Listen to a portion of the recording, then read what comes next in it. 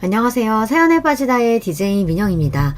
오늘 사연자는 꼴같지 않은 인간들에게 본때를 보여주고 참교육까지 해줬다는데요. 과연 어떤 사연인지 들어보시겠습니다. 오늘도 두 가지 사연 준비되어 있는데요. 끝까지 들어주실 거죠? 그럼 바로 시작해볼게요. 구독과 좋아요 잊지 말고 꾹 눌러주세요. 안녕하세요. 저는 30대 여자입니다.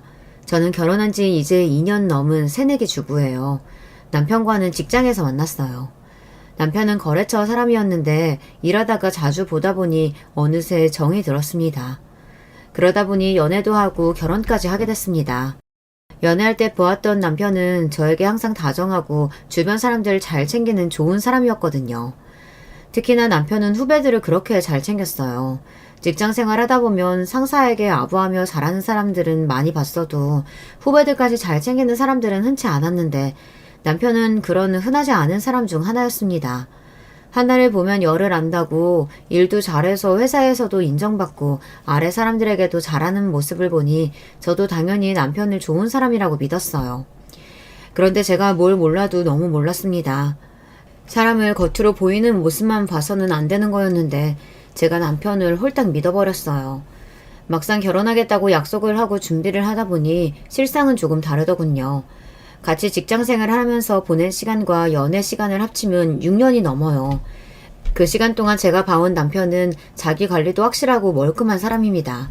일주일에 5일 헬스장에 가서 운동하고 주말에는 요가도 다녀요. 거기다가 여행도 좋아하고 골프도 좋아해서 하루도 집에서 가만히 보내는 날이 없었습니다. 반면 저는 시간이 생기면 항상 집에서 누워서 쉬기만 하는 사람이었는데요. 남편과 연애하면서 저는 많은 경험을 했어요. 심지어 뭔가 새로운 걸 할 때마다 모든 비용을 남편이 내줬습니다. 제가 괜찮다고 하는데도 남편은 제가 돈 쓰는 걸 보지 못했어요. 그래서 항상 결제할 때마다 실랑이를 벌여야 했습니다. 데이트할 때마다 남편이 모든 비용을 부담하려고 하길래 사실 저는 부담됐었어요. 계산할 때마다 실랭이를 벌이는 게 싫어서 저는 남편이 자리만 비우면 먼저 계산하느라 바빴습니다. 좋게 그러지 말라고 몇 번이나 말을 해도 남편은 그럴 수 없다는 식이더라고요. 남자가 데이트 비용도 못 낼 정도면 여자 만나지 말아야지. 그럴 때마다 저는 80년대도 아니고 21세기에 도대체 무슨 소리를 하는 거냐고 했어요. 그런데도 남편은 제가 지갑 여는 꼴을 못 봤습니다. 다른 면에서는 그렇지 않은데 그럴 때면 사람이 고지식하게 보이더라고요. 제가 이런 소리를 하면 주변에서 다들 남자가 여자 돈 못 쓰게 하는 게 뭐가 문제냐고 해요. 안 쓰는 것보다 훨씬 낫다고요. 하지만 제가 걱정하는 건 다른 거예요. 저나 남편이나 둘 다 월급쟁이다 보니 서로 얼마나 버는지 뻔히 아는데 남편이 생활하는 거 보면 보통 사람들보다 소비가 좀 큰 것 같더라고요. 남편과는 처음 만났을 때부터 결혼을 생각하고 있었기에 그런 부분이 신경 쓰이지 않을 수가 없었습니다. 그런데 연애 기간이 길어지면서 알게 된 남편한테는 다 미는 구석이 있었더라고요. 이야기를 나누다 보니 남편의 집이 경제적으로 좀 여유가 있는 것 같았어요. 부모님 이야기가 나올 때마다 하는 말이 본인 부모님은 경제적으로 여유가 있다는 말을 자주 하더라고요. 이 사람이 그래서 항상 여유롭게 생활을 하는구나 싶었습니다. 은연중에 남편에게 들은 게 분명 시부모님께서 건물도 가지고 있고 땅도 있다고 했어요. 저와 결혼 이야기가 나오기 시작하자 남편은 시댁의 경제적인 상황에 대해 더 구체적으로 이야기하기 시작했습니다. 우리 아버지가 할아버지한테 물려받은 땅이 많아서 나 결혼하고 나면 원하는 동네에 아파트도 사준다고 했어. 자기 결혼하면 어느 동네 살고 싶어? 말만 해. 내가 다 아버지한테 말해서 사달라고 할게. 아유, 서울에 아파트 가격이 얼만데 그걸 사달라고 해. 우리 부모님도 꽉 막힌 분들 아니라서 결혼할 때 무조건 남자가 집 해야 하는 거라고 생각하시지 않아. 이야기하면 우리 부모님도 집 구하는데 좀 보태주실 거야. 남편의 집안에 돈이 좀 있다고 해서 그것만 보고 결혼을 결정한 건 아니었지만 그래도 없는 것보다야 있는 게 당연히 나으니 한편으로는 안심됐습니다. 사실 남편이 지지리도 없는 집안 아들이었다면 아무리 사랑했어도 결혼까지 생각하지는 않았을 거예요. 친정아버지께서도 반대하셨을 거고요. 제가 어릴 때부터 친정아버지께 귀에 못이 박힐 정도로 들은 이야기가 없는 집에 시집갈 바에야 차라리 시집가지 말고 평생 아빠랑 같이 살자는 말이었어요. 그 정도로 경제적으로 여유가 없는 집안이면 결혼을 안 하는 게 더 낫다는 말이셨죠. 저도 그 말에 동의했습니다. 결혼해서 지질이 궁상으로 고생하면서 살 바에야 평생 아버지랑 사는 게 더 낫다고 여겼어요. 속물같이 들릴 수도 있겠지만 그래도 남편이랑 결혼해서 살면 평생 돈 걱정은 하지 않고 살겠다 싶어서 결혼을 결정한 이유도 커요. 물론 그 전에 남편을 좋아하기도 했고요. 연애할 때 남편에게 들은 이야기가 많다 보니 저는 결혼하면 당연히 시댁에서 아파트는 사주시는 줄 알았어요. 그런데 결혼 이야기가 나오고 본격적으로 결혼 준비를 시작하게 되자 모든 결혼 준비 사항이 남편이 했던 이야기와 다르게 흘러가더군요. 결혼 날짜가 나와서 슬슬 집 이야기를 해야 하는데 시부모님 누구도 말을 안 하시더라고요. 그래서 제가 남편에게 먼저 물었습니다. 이제 결혼 날짜도 정해졌는데 슬슬 집이랑 혼수도 준비해야 할 것 같은데 부모님이랑 상의했어? 신혼집 위치는 아무래도 회사 근처가 좋겠지? 그 전에 남편과 나눈 이야기들이 있으니 저는 남편이 당연히 시부모님과 이야기가 다 끝난 줄 알았어요. 그런데 남편이 하는 말이 기가 막히더군요. 그게 참, 내가 이야기하려고 했는데 아버지께서 자기를 너무 예쁘게 보셨는지 결혼하고 1년만 아버지 건물에 들어와서 살았으면 하시더라고요. 저는 남편의 말에 적잖이 놀랐습니다. 연애할 때 남편이 한 이야기가 있다 보니 남편과의 결혼을 생각하면 당연히 서울에 아파트를 구해주실 줄 알았지 시부모님이랑 같은 건물에 살게 될 거라고는 생각도 안 해봤습니다. 자기 부모님 건물이면 내가 다니는 직장에서 너무 멀기도 하고 더군다나 시부모님이랑 한 건물에 살면 내가 불편할 것도 많을 것 같은데 나 그런 건 한 번도 생각 안 해봤어. 저는 괜히 속물 같아 보일까봐 아파트 이야기는 꺼내지도 못하고 남편에게 조심스럽게 제 의사를 표현했습니다. 시부모님께서 건물이 있다는 이야기는 들었지만 내가 거기 들어가서 살 거라고는 생각도 못 해봤다고요. 거기다가 솔직한 심정으로는 아파트도 아파트지만 시부모님이랑 한 건물에 사는 게 더 싫었어요. 아직 시부모님이 어떤 분인 줄은 모르지만 매일매일 시부모님과 마주해야 한다는 게 저에게는 부담이었습니다. 남편이 저에게 말은 안 하지만 혹시 돈 문제 때문인가 싶어 저는 한 번 더 제 의견을 말했어요. 이제 정말 몇 달 후면 부부가 될 사이인데 속물 같아 보여도 할 이야기는 해야 할 것 같아서요. 혹시 지금 아버님 상황이 당장 아파트 사주시기 힘들어서 그런 거면 나는 작은 집도 괜찮아. 아니면 우리 부모님도 결혼 준비하는데 도와주실 수 있다고 하시니까 내가 말씀드리면 집 구하는데 반은 보탤 수 있을 거야. 저는 시부모님과 한 건물에 사는 건 죽기보다 싫어서 어떻게든 따로 살 방법을 모색했습니다. 저는 무남 동료 외동딸이에요. 어머니께서 제가 고등학교 때 돌아가셔서 아버지와 둘이 살고 있었습니다. 어머니께서 갑작스레 불치병에 걸려 1년 동안 병원에서 고생만 하시다 돌아가셨어요. 그러다 보니 아버지께서 저를 금이야 오기야 키워주셨습니다. 어머니께서 1년 동안 병원에서 고생하시는 동안 아버지께서 어머니 병간호를 하셨는데요. 당시에 저를 안쓰럽게 생각하신 이모와 이모부가 저를 데려다가 보살펴 주셨어요. 이미 그때 저는 고등학생이라 혼자 있을 수 있었는데 이모는 혹시나 제가 혼자 외롭고 힘들어할까봐 걱정되셔서 저를 데려다 챙겨주셨죠. 그때부터 저와 또래인 사촌동생들과 친자매처럼 지냈습니다. 덕분에 어머니께서 갑자기 떠나셨을 때도 이모와 동생들은 저에게 큰 힘이 되어주었어요. 그래서 어머니가 돌아가신 지금까지도 아버지와 저는 이모, 이모부 그리고 동생들과 한 가족처럼 지내고 있습니다. 아버지는 사춘기 시절 어머니를 잃은 제가 안쓰럽다는 이유로 뭐든 제가 원하는 대로 해주셨어요. 그래서 제가 결혼할 사람이 생겼다고 했을 때 더 걱정하셨습니다. 모든 아버지 도움이 필요한 일이 있으면 말만 하라고 하셨습니다. 아버지는 아무리 시댁에 경제적인 여유가 있다고 해도 제가 시댁 건물에 들어가서 신혼을 보내기를 원하지 않으실 거예요. 그럴 바에는 집을 아예 사주겠다고 하실지도 모릅니다. 사실 친정아버지께서 제 앞으로 사둔 오피스텔이 하나 있어요. 제가 다니던 대학 근처인데 제가 대학 때 등하교하기 힘들다고 했더니 아버지께서 학교 근처에 사주신 거예요. 대학 졸업하면서 혼자 사는 게 외로워서 다시 친정으로 들어오게 되면서 오피스텔은 월세를 준 상태였습니다. 아마 제가 지금 당장 돈이 필요하다고 하면 아버지는 분명히 그 오피스텔을 팔려고 하실 거예요. 팔아서 그 돈은 알아서 쓰라고 하실 겁니다. 제가 사정이 안 되는 것도 아닌데 시댁에 들어가 사는 건 너무 싫었습니다. 그런데 남편 생각은 저와 달랐어요. 에이, 세상에 그런 게 어딨어. 집은 남자가 당연히 준비하는 거지. 우리 아버지가 돈이 없어서 그러는 게 아니라 며느리랑 가깝게 지내고 싶어서 그러는 거야. 시부모님이랑 같은 건물 사면 자기가 좀 힘들 수도 있겠지만 우리 부모님이랑 가까워져서 나쁠 건 없잖아. 자기가 잘만 하면 나중에 땅도 자기 이름으로 물려주실걸? 자기는 외동이라 모르겠지만 우리는 형제가 셋이라 부모님께 누가 더 잘하냐가 중요해. 이게 다 우리한테는 기회야, 기회. 남편은 이해가 안 되는 이야기를 했습니다. 본인은 형제가 셋이라 어릴 때부터 뭐든 나눠야 하는 환경에서 자라서 다른 형제들보다 하나라도 더 가지려면 부모님께 잘해야 한다고 했어요. 그러면서 하는 말이 제가 시부모님 댁 건물에 들어가서 사는 게 우리에게는 기회라고 했습니다. 제가 잘해야 시부모님이 좋게 보셔서 나중에 재산을 나눠줄 때 조금이라도 더 받는다고요.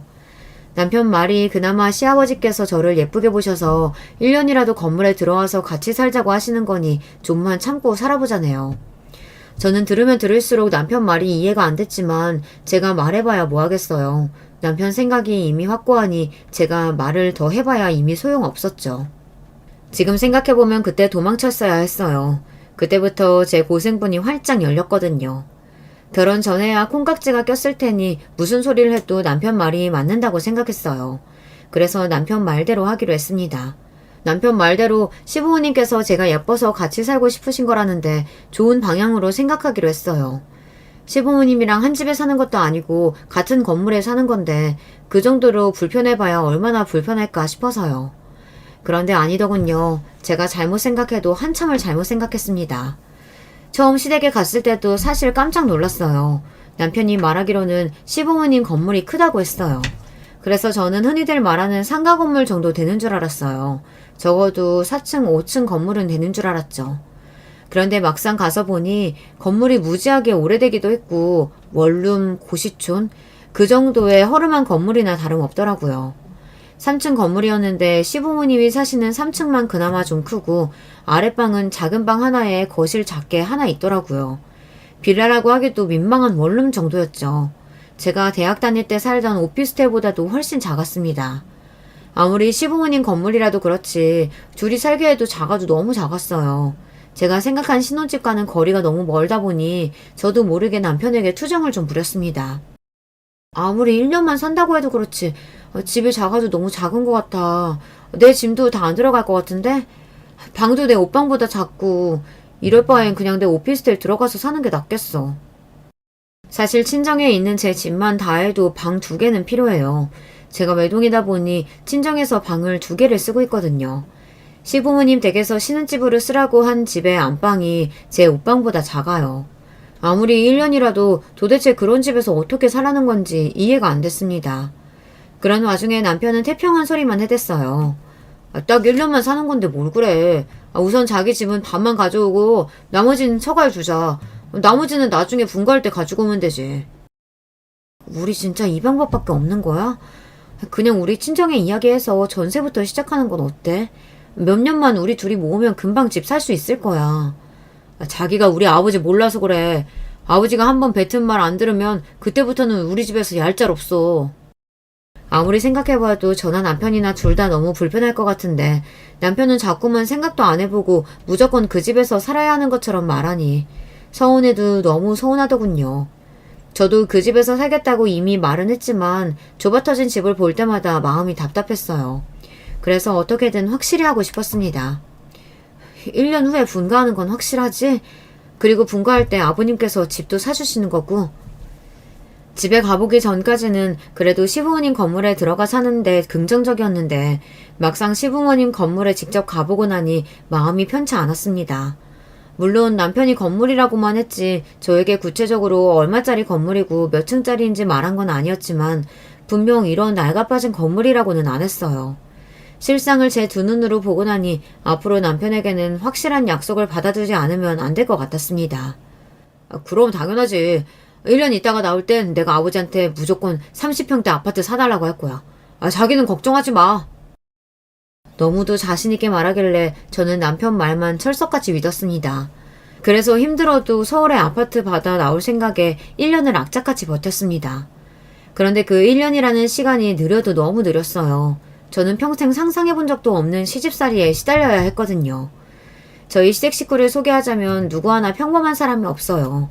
당신 말이 곧 법이라고 생각하시는 시아버지와 그런 시아버지에게 꼼짝도 못하시면서 며느리인 저에게만 징징거리며 큰소리치시는 시어머니, 거기다가 얼마 전 이혼하고 다시 시댁으로 돌아온 시누이와 아직 미혼인 시동생이 있습니다. 그들 중 누구 하나 저와 맞는 사람이 없었어요.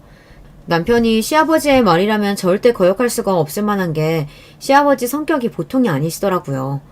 결혼 전에는 몰랐어요. 그냥 시원시원하고 호탕하신 분인 줄만 알았는데 겪어보니 그게 다가 아니더군요. 당신이 하신 말에 조금이라도 반개를 들면 집안 전체가 난리가 났어요. 한 번은 그런 적이 있습니다. 결혼하고 첫 번째 제 생일 때였어요. 생일 당일은 출근해야 해서 그 전주에 친정에 다녀올 생각이었습니다. 확실히 시댁이랑 한 건물에 살다 보니 아무데나 친정에 들락거리기가 어렵더라고요. 그래서 생일 핑계로 오랜만에 친정에 다녀올 생각이었습니다. 친정아버지랑 밥도 먹고 이모랑 사촌동생들이랑 하루 종일 같이 놀면서 자고 올 생각이었어요. 그런데 시아버지께서 마음대로 그 주에 호텔을 예약하셨더라고요. 일절 상의 한마디 없이 이틀 전에 통보하셨습니다. 제 생일 기념해서 시댁 식구들이랑 다 같이 하루 호텔에서 쉬다 오자고요. 이 호텔 뷔페 예약하기 얼마나 힘든 줄 알지? 내가 우리 며느리 생일이라 엄청 신경 썼어. 저를 위한 시아버지의 마음은 이해하지만 이미 친정에 가겠다고 이야기를 한 상태라 저는 곤란했습니다. 이모랑 사촌동생들까지 친정으로 초대한 상태라 취소할 수는 없었어요. 그래서 저는 시아버지께 조심스럽게 말씀드렸습니다. 아버님 어떡하죠? 제가 주말에 친정에 하루 있다 올 생각이라 이미 친정에 말씀을 드렸는데. 에이, 첫 번째 생일은 당연히 시댁에서 보내야지. 너희 시아버지가 신경 써서 일부러 예약한 건데. 친정에는 다음에 간다고 말씀드려.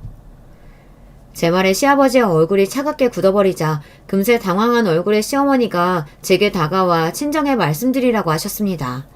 그렇게까지 말씀하시니 저는 더 곤란했어요.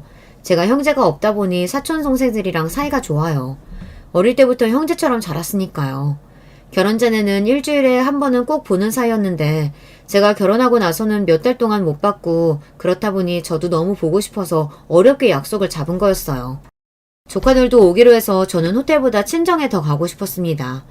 명색이 제 생일인데 저는 제가 하고 싶은 대로 하고 싶었어요. 아, 그게 이미 몇 주 전부터 동생들이랑 조카들도 다 오기로 한 거라 취소하기가 어려워요. 저는 여러모로 곤란해서 말을 중얼거리며 얼버무렸습니다. 그때가 이미 주말이 이틀밖에 안 남았을 때였거든요. 호텔을 예약하실 생각이었으면 미리 말씀을 해주셨으면 좋았을 텐데 바로 며칠 앞두고 그러시니 저도 당황스럽더군요. 그런데 그 와중에 옆에 있던 시누이가 거들었습니다. 올케한테 동생이 어딨어? 올케 외동 아니야? 어릴 때부터 사촌동생이랑 같이 지내서 형제처럼 지냈어요. 웬만한 자매들보다 사이가 더 좋아요. 아, 그래? 난 여동생이 없어서 그런가. 동생들이랑 집에서 보는 것도 귀찮던데. 결혼하고 나서도 따로 만나서 할 얘기가 있나 보네. 신기하다. 네, 저희는 사이가 좋아서요. 시누이의 비아냥거리는 말투도 듣기 싫어 죽겠는데 그 와중에 더 황당한 건 남편의 태도였어요. 자기야, 무료 신라 호텔인데 당연히 호텔로 가야지. 우리 그냥 장인어른께는 다음 주에 간다고 말씀드리자. 남편이야 제 생일이니 이왕이면 좋은 곳에서 보내는 게 좋을 거라고 하는 소리라지만 저는 어쩐지 마음이 내키지 않았습니다. 그런데 그런 제 마음이 얼굴에 드러났나 봐요. 그때까지 가만히 계시던 시아버지께서 갑자기 버럭 화를 내셨습니다. 됐다 됐어. 이 시애비 성의보다 친정이 더 좋다는데 내가 뭐라고 하냐. 호텔은 그냥 취소하지 뭐. 어머 새아가 너 뭐하니? 너 시아버지 화나셨잖아. 그냥 친정은 다음 주에 간다고 해 어서. 그래 올게. 나 같으면 아빠가 차린 밥보다 호텔 뷔페가 훨씬 좋겠구만. 별것도 아닌 거 가지고 왜 문제를 만들어? 졸지에 제가 문제를 만든 사람이 되고 말았습니다. 저는 뭐라고 말해야 할지 몰라 상황이 불편했어요. 그런데 그때였습니다. 시아버지께서 지나가듯 하신 말이 화근이 됐어요. 이래서 사람이 돈 받기 전이랑 돈 받은 후에 달라지는 거라니까. 살려달라고 할 때는 언제고? 으휴, 자식이라도 다 자기들 필요할 때만 부모 찾지. 순간 시아버지의 말씀에 저도 모르게 얼굴이 붉게 타올랐어요. 시아버지께서 도대체 무슨 말씀을 하시는 건진 모르겠는데 분명 저에게 하시는 말씀이었으니까요. 그래서 저는 시아버지께 그게 무슨 말씀이냐고 저희가 무슨 돈을 받았느냐고 물었습니다. 저는 아무리 생각해도 시아버지께 따로 받은 돈이라고는 없는데 왜 저런 소리를 하시는 건가 싶어서요. 자기야, 아버지는 그냥 하시는 말이야. 아버지, 우리 주말에 호텔 갈 거예요. 그러니까 취소하지 마세요. 그치, 자기야?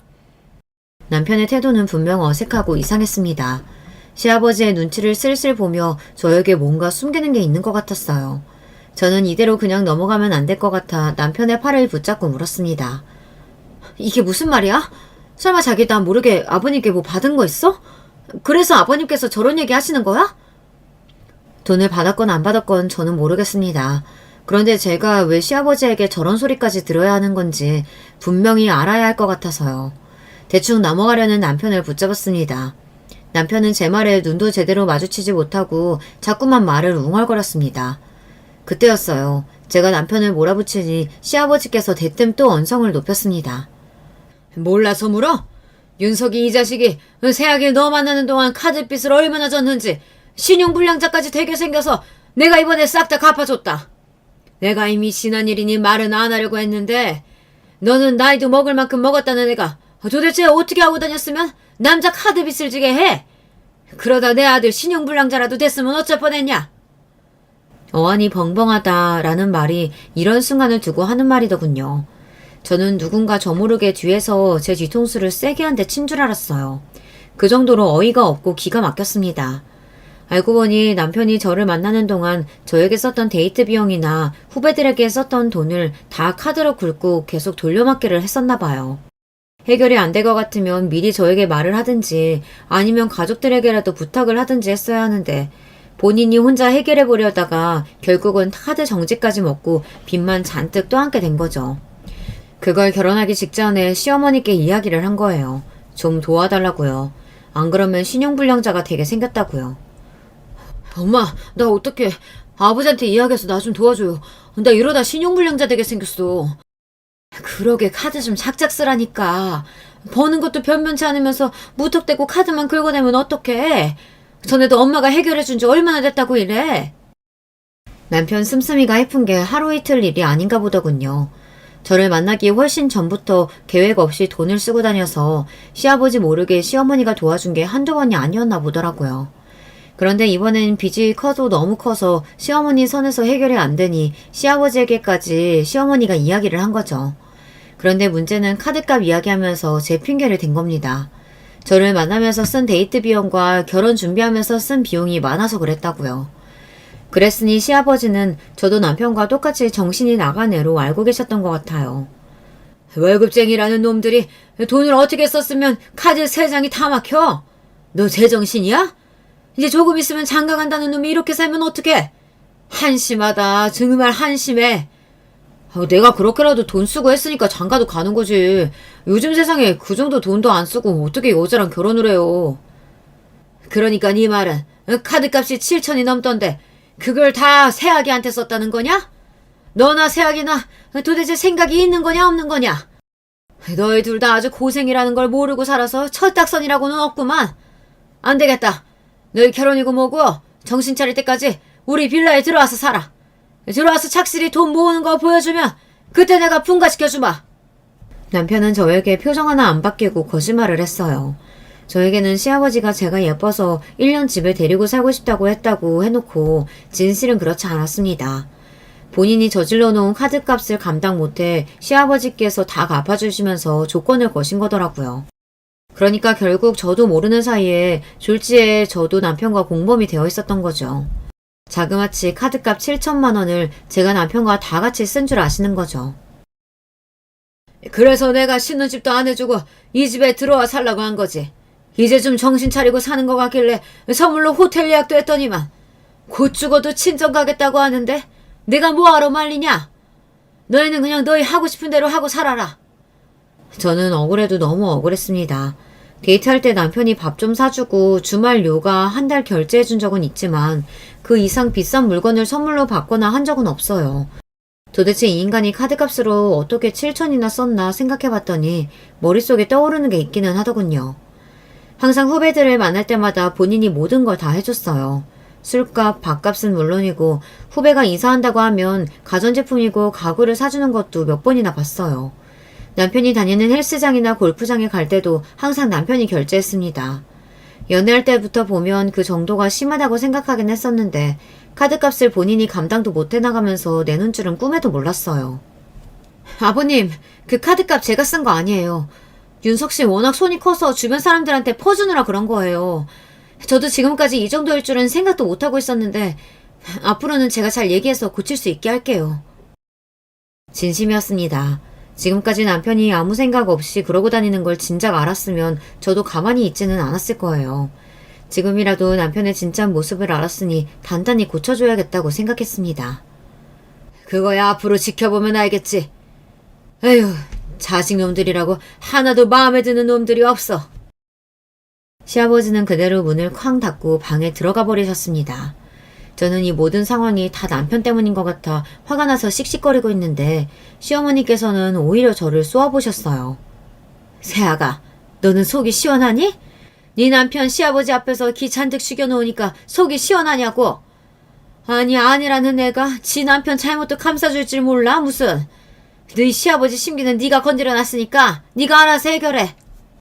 저는 이런 상황에서도 저에게 모든 걸 떠넘기려고 하시는 시어머니의 태도가 너무 황당하고 어이가 없었습니다. 본인은 아무런 상관없이 구시는 것도 기가 막혔어요. 제가 뭘 잘못했다 그러세요. 윤석 씨가 카드빚 있는 건 저도 모르고 있었다고요.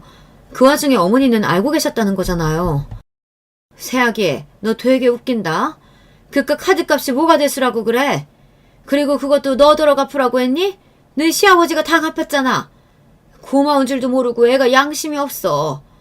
암튼 너희 시아버지한테 호텔 가는 걸로 이야기할 테니까 너도 그런 줄 알고 알아서 정리해. 그리고 너, 내 아들 바가지 긁지 마. 내 아들한테 뭐라고 하면 나도 너 시집살이 잔뜩 시킬 거야. 시어머니는 유치해도 너무 유치했습니다. 본인 할 이야기만 하시더니 그대로 시아버지를 따라 방에 들어가셨어요. 세상에 뭐 이런 사람들이 다 있나 싶었습니다. 저는 황당해서 말문이 턱하니 막혀 있었는데 그런 저에게 남편이 다가오더니 미안하다며 집에 가서 이야기를 하자고 제 손을 잡더군요. 저는 순간 너무 짜증이 나서 남편의 손을 탁 밀어냈어요. 그 모습을 보고 있던 신우이는 또 눈치 없이 한 소리 하더군요. 으이구 호구 새끼, 너 또 여기저기 돈 내주면서 사람들하고 친하게 지냈지? 어릴 때도 그러고 다니더니만 옷 좀 하나도 안 변했니? 뭐? 호구? 내가 어디가 호구야? 아, 그러는 누나야말로 매형한테 빨대 꽂고 살려다가 쫓겨난 주제에 누구더러 호구래? 남편과 시누이는 둘 다 똑같았습니다. 둘 중 누가 더 철딱선이 없는지 대결하는 것 같았죠. 이 자식이 쫓겨나긴 누가 쫓겨났다 그래. 내가 알아서 이혼하고 나온 거야. 그 자식이 쫓아나게 굴어서. 저는 시누이와 남편 싸움까지 끼고 싶지 않아 그대로 시댁을 나와 집으로 내려왔습니다. 안 그래도 화가 나 죽겠는데 좁아터진 집구석을 보니 더 화가 나더군요. 제가 이런 집에서 사는 이유가 남편의 카드비 때문이었다고 생각하니 억울해서 눈물까지 날 것 같았어요. 그런데 그런 와중 눈치 없는 시누이가 굳이 또 저를 따라 집에 내려왔어요. 그러더니 마음대로 문을 벌컥 열고 들어와서 한다는 말이 또 제 심기를 건드렸습니다. 와, 여기 진짜 오랜만에 들어와 봤는데 작게는 진짜 작다. 내가 올케한테 말했었었나? 나 결혼했을 때 시댁에서 40평대 아파트 해줬었다고. 그 집이 지금은 20억이 넘는다더라. 쉬누이는 안 그래도 속이 말이 아닌 제 앞에서 굳이 잘난 척을 해댔어요. 꼴같지도 않았습니다. 이혼하고 친정에 다시 돌아온 주제에 잘났다고 옛날 이야기를 하더라고요. 쉬누이는 시어머니를 그대로 빼다박았어요. 자기 손으로 제대로 돈도 한번 못 벌어봤으면서 남의 돈으로 호의호식하며 살고 싶어 했죠. 남편에게 듣기론 시누이는 제대로 된 직장 한 번 안 다니고 집에서 신부 수업만 하다가 결혼도 조건 보고 선봐서 결혼했다더라고요. 저 남편 돈만 보고 결혼했다가 너무 사치를 부려 이혼당했다고 들었어요. 시어머니도 시누이와 별반 다르지 않아요. 시아버지 비우면 살살 보면서 시아버지 돈 펑펑 쓰면서 사시거든요. 그러고 보니 저희 남편도 시누이와 시어머니와 별반 다르지 않네요. 나가서 돈 있는 척 잘 사는 척 하고 다니며 결국은 시아버지 돈으로 펑펑 쓰고 다닌 거니까요. 그렇게 생각하자 저는 더 우울해졌습니다. 제가 생각했던 남편과의 결혼 생활은 이런 게 아니었는데 뭔가 꼬이기 시작한 것 같아서요. 어머, 올케는 그 나이 먹도록 도대체 어떻게 살았길래 물건이 이렇게 없어? 에게, 친정에 돈 좀 있다더니 가방이랑 옷은 이게 다야? 아휴, 올케 안목이 좀 별로구나? 이쯤 되니 신우이가 이혼을 당한 게 눈치가 없어서인가 싶을 정도로 사람이 참 눈치가 없더군요. 자기 멋대로 방에 들어가서 옷장을 마음대로 열어봤어요. 그러더니 손에 잡히는 대로 꺼내서 옷이며 가방 브랜드를 막 확인하더라고요. 저는 너무 불쾌해서 신우이의 손에 들린 옷을 빼서 다시 옷장에 넣었습니다. 제가 오늘 너무 피곤해서 그런데 그만 올라가 주시겠어요? 좀 쉬고 싶어서요. 저는 최대한 화를 누르며 단호하게 이야기했습니다. 와, 올케도 성격 좀 있구나. 하긴 남자 꼬셔서 카드값 7전이나 쓰게 만들었는데 그게 어디 보통 성격이겠어?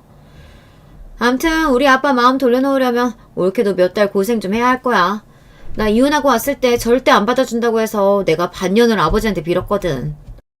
신우이는 하는 말 하나하나가 다 거슬려 저는 눈살을 잔뜩 찌푸린 채 신우이는 쳐다도 안 보고 그대로 옷장을 닫아버렸습니다.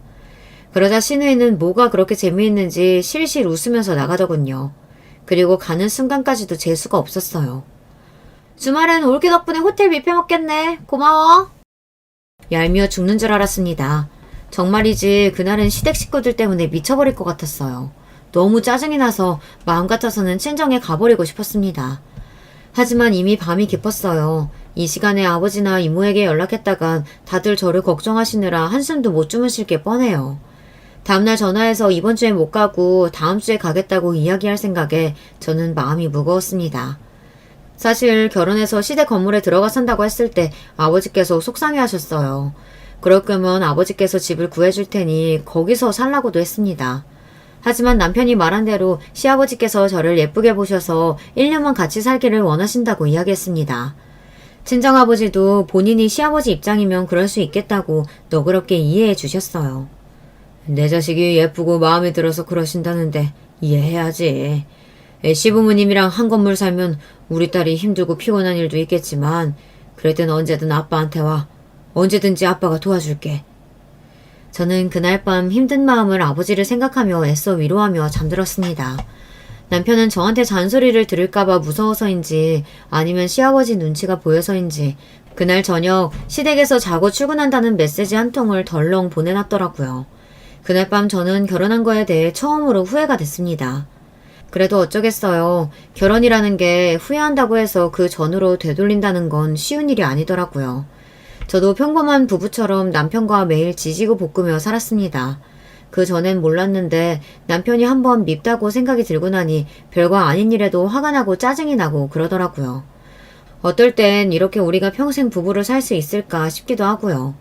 거기다가 시어머니고 시누이고 툭하면 사람을 짜증나게 하고 심기를 건드리니까 내가 진짜 이렇게 사는 게 맞나 싶었죠. 그러던 중 드디어 결혼한 지 1년이 지났어요. 저는 그날만 기다리고 있었습니다. 결혼한 지 1년이 되던 날 저는 시아버지께 올라가 직접 이야기했어요. 남편한테 말해봐야 시아버지가 무서워서 말도 못할 게 뻔하니까요. 저는 시아버지께 결혼한 지 1년도 넘었으니 분가하겠다고 했습니다. 그런데 시아버지는 제 말에도 들은 척도 안 하셨어요. 1년이든 2년이든 분가해서 나가는 건 너희들이 알아서 할 일이지. 그걸 왜 나한테 얘기하고 난리야? 나가고 싶으면 나가. 결혼 초기부터 시아버지와 틀어지기 시작한 사이는 1년 동안도 별반 다르지 않았습니다. 남편이야 아버지에게 미움받을까봐 무서워서 슬슬 눈치만 보고 다니고 저는 시댁 식구라면 마주치기만 해도 싫어서 슬슬 피해 다니다 보니 시아버지와 크게 가까워질 일이 없었죠. 그러다 보니 시아버지와는 더 어색했어요. 그런 와중에 시아버지께 또 엄한 소리를 듣고 나니 말이 곱게 나오지를 않더군요. 저 임신했어요. 애 낳으면 아무래도 여긴 너무 좁아서 안 될 것 같아요. 넓은 곳으로 이사 가려고요. 임신한 사실을 남편보다 시아버지에게 먼저 이야기하게 될 줄은 몰랐는데 상황이 생각지도 못한 방향으로 흘러가다 보니 저도 모르게 임신한 사실부터 덥석 이야기하고 말았습니다. 그런데 그때 시아버지의 반응이 남달랐어요. 임신? 아이고 잘했어. 우리 며느리가 임신이라니. 그치? 지금 사는 집 너무 좁지? 걱정 마라. 내가 우리 며느리 선물로 좋은 아파트 사줄 테니까. 걱정 마라. 아이고 상하다 상해. 제가 임신한 사실을 가족들이 알게 되면 축하해 주실 거라고 생각은 했었지만 시아버지는 제가 생각한 것보다 훨씬 더 좋아하셨어요. 심지어 남편이 말한 대로 시아버지는 저와 손주를 위해 서울의 아파트를 떡하니 사주셨습니다. 그 일로 남편은 신이 나서 그 전보다 저에게 더 잘했어요. 저와 우리 아기 덕분에 아파트가 생겼다고 얼마나 호들갑을 떨었는지 몰라요. 아이고, 복덩이, 복덩이. 내가 말했었지? 우리 아버지한테 예쁨 받으면 최소한 땅은 생긴다고. 근데 우리 자기가 홈런 쳐주는 바람에 서울에 30평대 아파트가 생겼네. 그래. 당신도 이제 아빠니까 전처럼 주변 사람들한테 돈 막 퍼쓰면서 철딱서니 없이 굴면 안 돼. 알았지? 남편 말대로 제 뱃속의 아기가 복덩이는 확실했습니다. 그 전까지는 남편과 제 사이도 대면대면했었는데 아기가 생기고 나서는 저와 남편도 사이가 좋아졌어요. 남편이 허세가 좀 있고 철은 없어도 사람이 순하고 자상하기는 해요. 시어머니와 시누이 때문에 짜증이 날 때도 옆에서 항상 제 편을 들어줍니다. 그렇게 저는 성공적으로 분가를 하게 됐습니다. 그리고 제 결혼 생활도 안정을 찾는구나 싶었어요. 그런데 눈치 없는 시누이가 건드리면 안 되는 사자의 코털을 또 건드리고 말았습니다. 시아버지께서 저희에게 아파트를 사주시니 시누이가 아무래도 셈이 났나 봐요. 저희가 분가해서 나오자마자 연락도 없이 집에 찾아왔어요. 그것도 술에 잔뜩 취해서 왔더라고요. 내가 아빠한테 집 사달라 집 사달라 그렇게 조를 때는 아는 척도 안 하더니만 며느리가 임신했다고 신축 아파트를 떡하니 사줬네. 술 먹었으면 집에 곱게 갈 일이지 여긴 왜 왔어? 형님, 오늘은 늦었으니까 여기서 주무시고 내일 가세요. 제가 어머님께 연락해 놓을게요. 저는 괜히 술 취한 사람 심기를 건드리고 싶지 않아 애써 시누이를 달랬습니다. 어차피 술에 취했으니 그냥 오늘은 재우고 내일 집에 데려다 주자 싶었어요. 그런데 눈치 없는 시누이는 제 속을 또 박박 긁더군요. 올케는 가만 보면 순진한 척하면서 은근 여우라니까? 올케네 친정 잘 사는 거 확실해? 매일 나한테 분가할 거라고 노래 부를 때는 친정아버지가 대단하게 해주실 것처럼 굴더니만 결국은 임신한 거 가지고 그거 앞세워서 우리 아버지 돈으로 분가했네. 시누이는 분명 저 소리를 하려고 일부러 온 겁니다. 전부터 시누이가 제 속을 긁을 때마다 화가 나서 남편한테 제가 시누이 때문에라도 무조건 분가할 거라고 이야기하기는 했어요. 아마 남편도 시누이랑 싸울 때 티격태격하면서 그 소리를 했나 보더라고요. 이 누나가 뚫린 입이라고 아무 말이나 해도 되는 줄 아나. 술 취했으면 그냥 곱게 잠이나 자.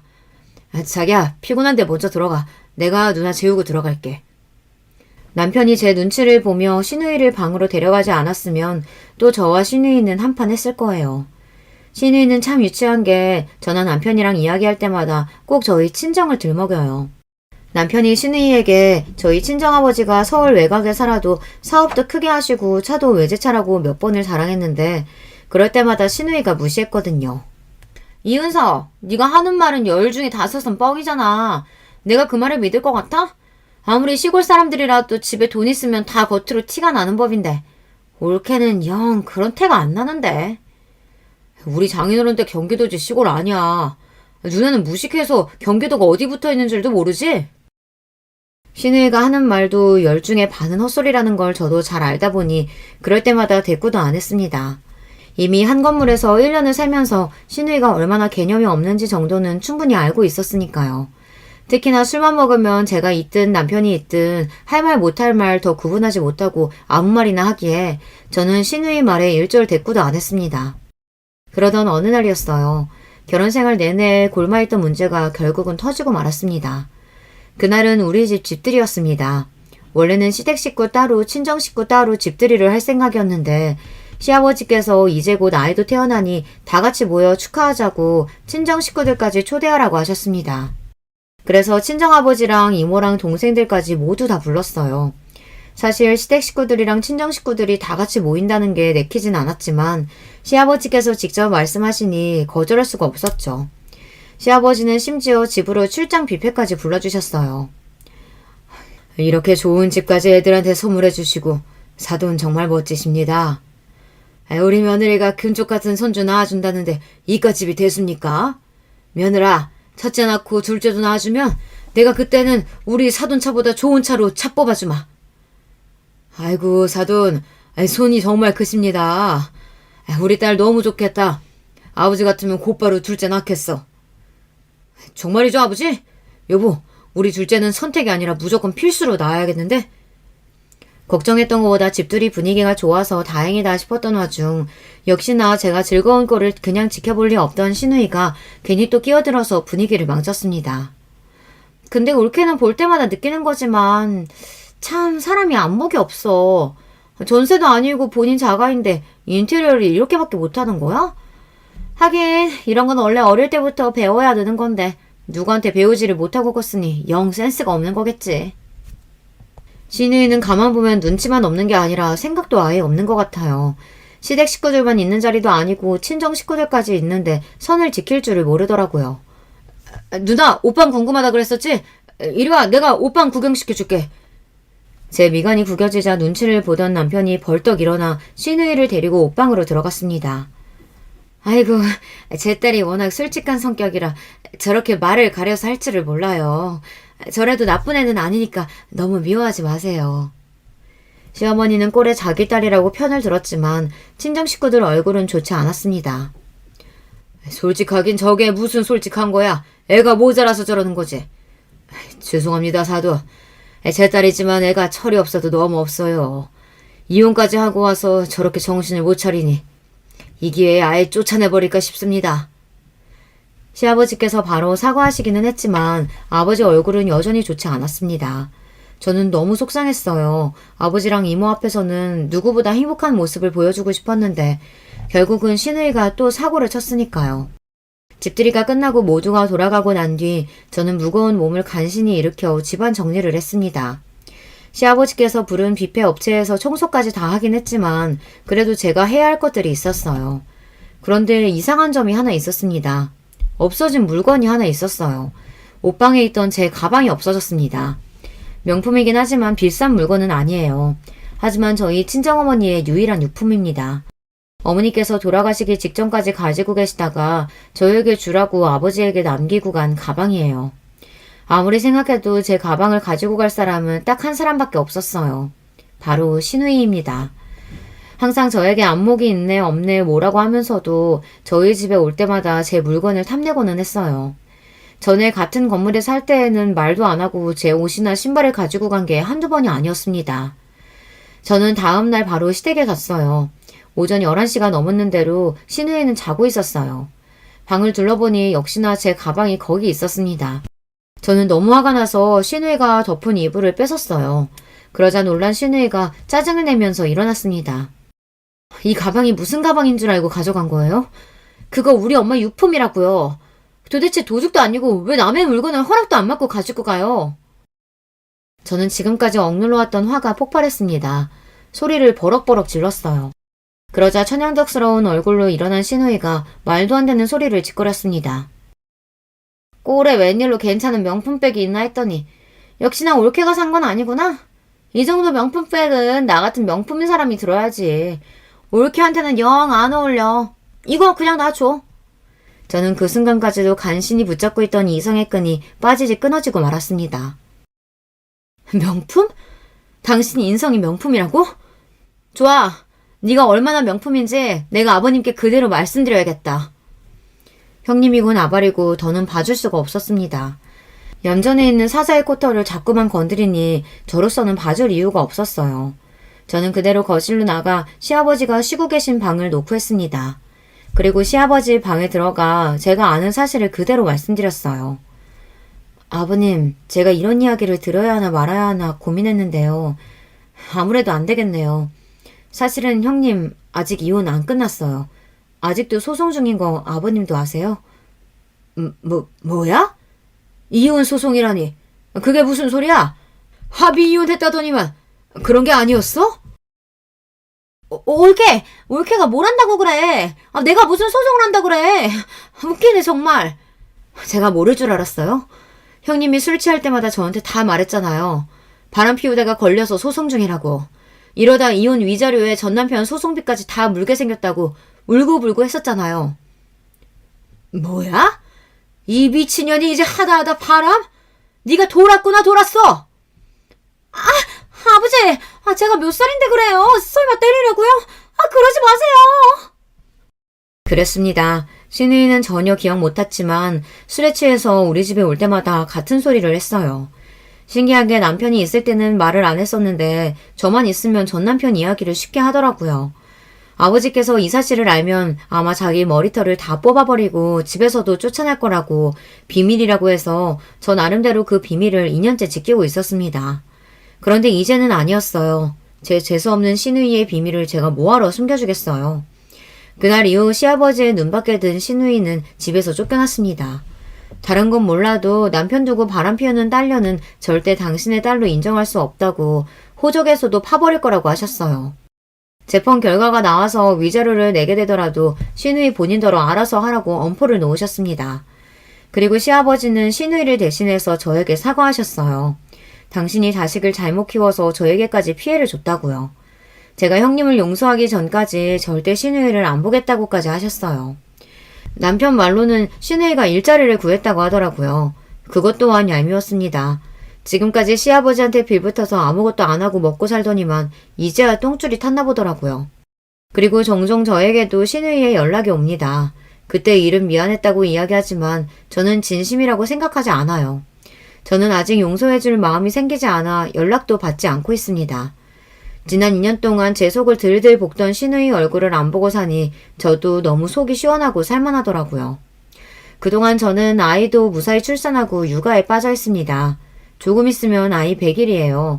그래서 조금 고민이 됩니다. 그래도 제 아이의 고모이고 남편의 누나이니 이제 그만하고 제가 먼저 연락을 해야 할까요? 사실 저는 아직 모르겠습니다. 그런 일이 있었다고 해서 과연 형님이 변하셨을까 해서요. 여러분의 생각은 어떠세요? 아무리 미워도 가족이니 용서하고 받아줘야 할까요? 여러분의 의견 댓글로 남겨주시면 참고하도록 하겠습니다. 끝까지 제 이야기 들어주셔서 감사해요. 여러분의 가정에는 항상 좋은 일만 가득하시길 바랄게요. 안녕하세요. 저는 서울에 거주하는 40대 여자입니다.